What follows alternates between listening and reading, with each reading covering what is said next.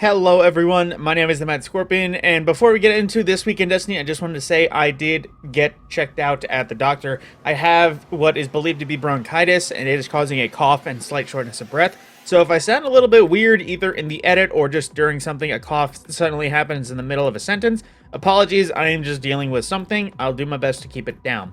But getting into the start, we right now have a quick recap of the dev stream. I believe this is the full, but getting into some of the things I talked about, they did reveal new artifact perks. I'm just going to leave it on screen because I already mentioned these once in a separate video, and I don't exactly want to double dip in the topic.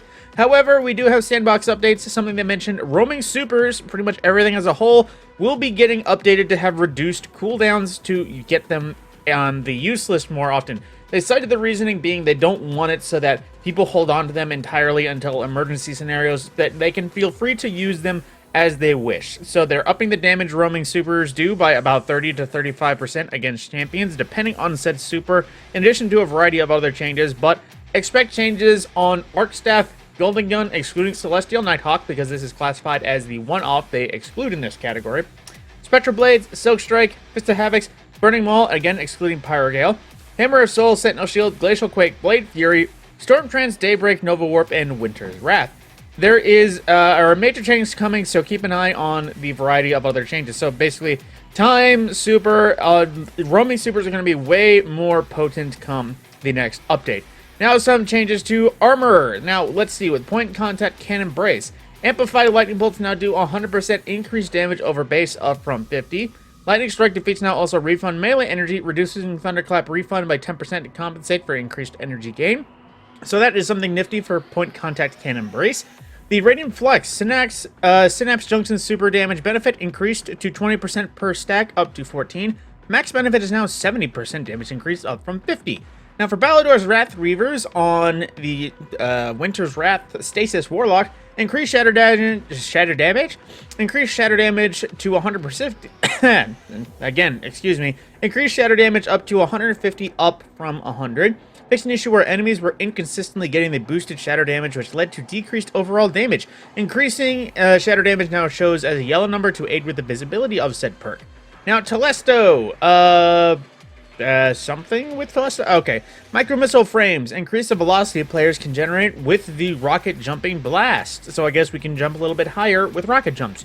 And Telecto, increase Telesto's detonation damage and 20% in PvP. I guess this is just not appropriating correct damage. Now, there's also a PvP strike team update, which there's a lot of just stuff talked about here, which I am going to bleed through because a lot of it is statistics in regards to a variety. But, right here is the changes actually happening. With Storm's Edge, they reduced the height of the damage impulse from 5 to 3.7 meters, so it doesn't hit as high. The damage resistance of players inactive Storm's Edge is reduced from 53 to 45%, both on cast and during the attacks, and moved from a tier 3 to tier 1 super cooldown, which I don't know if that means you get it more often or way less often officially. I forget how the tiers go. Now, the Knucklehead Radar. They changed how to activate the perk. Now requires the wearer to damage a player to mark the target. The target is marked for 3 seconds, down from 7. So I guess Knucklehead has recently been a menace. And then with that weapon archetypes, precision bows, they increase the body shot damage by 10%, but does not affect Layman Onyx specifically. Aggressive frame hand cannons increase damage by 3%. This allows them to kill all resilience levels and 2 crits in one body. With Igneous Hammer specifically, they reduce stability, handling, and aim assist stats by 3%. The Better Devils, however, got increased stability, handling, and aim assist by 3. And yesterday's question corrected an issue where Headseeker is not appropriately increasing critical hit damage after dealing body shot damage. And machine guns for Crucible. Change the scaler that determines how much ammo you pick up from a crate. Magazine sizes of 50 or less get 21 rounds, but between 51 and 59 get 21 and 26 rounds. Between 60 and 80 get 26 and 27. 81 and 89 or 99 get 28 and 44. Over 100 should get 45 rounds. Now some perk changes. High Ground. Dealing damage to a player with primary weapon now only grants a single stack of the damage buff, and dealing damage with a special weapon or against combatants continue to grant maximum stacks. Explosive Payload. Reduce splash damage from the perk when used on legendary hand cannons by 7% against players only. I'm assuming this is because Explosive Payload was the go-to for almost any hand cannon in Crucible. Now, specific changes for exotics. Telesto. They corrected an issue where Telesto was doing less damage than intended in PvP. Ariana's Vow fixed critical damage bug in PvP, and Thorm and Luna increased base stability by 5. Now, changes in general Crucible stuff changed to lobby balancing, more statistics and reasoning that I'm just going to go by. They did some adjustments to Mercy ruling, so now it should take more effort to Mercy rule officially. And then Festival Lost is leaving with November 19th being the last day. And as usual, we have to say goodbye to the black cat in the tree that we so wish to keep around permanently, as well as the ability to wear masks in almost every content. Wait, is this? Oh, quote. Oh, somebody made a Lethal Company joke. I think that's Lethal Company. But then, whoa, Back to the Future. Wow. But then, moving just through some quick shots, a variety of spiderly pumpkins. That's a very cool looking pumpkin.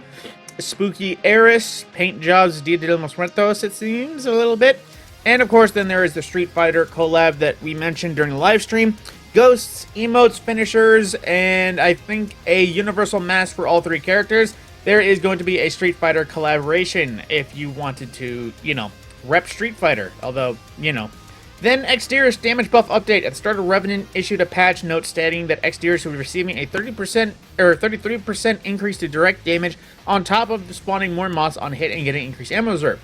Left over from internal playtesting. While originally planning to increase the damage, we found the weapon was overperforming across numerous activities. Continue to monitor its performance in the live environment and happening in its current place in the overall sandbox. So keep that in mind if you feel like Exterior isn't there. Now, excuse me. The known issues list. Players cannot blink during Onslaught Salvation. What? How does that happen? Gives the chest armor buff instead of the arms buff. Interesting. Battle Disciple Raid is missing the master option in Fireteam Finder. Players are able to pick up a previous Solstice quest from Ava. Well, Ava is about to disappear, so don't gotta worry about that much longer. The Arcane Embrace curated role has Trench Barrel, which should not be available. The A Cosmic Grenade Launcher can't swap perks. Wait, it can't swap perks? I didn't realize that was an option. If players advance to the point where the Icebreaker Catalyst is meant to drop before they own the weapon, the Triumph for the Catalyst will be auto-completed and the player cannot be able to acquire the Catalyst. Some players are unable to craft tonics on specific characters. Health is not regenerating in Vanguard Ops. Curious. Garden of Salvation and Voltaic Tether. Triumph is unobtainable due to encounter soft lock when doing the Triumph, and guitar errors are occurring at an elevated rate. Then we have some more art. Savathun's Lapworm. Beautiful art. I just don't know the reference. Oh, that's Eris, I guess.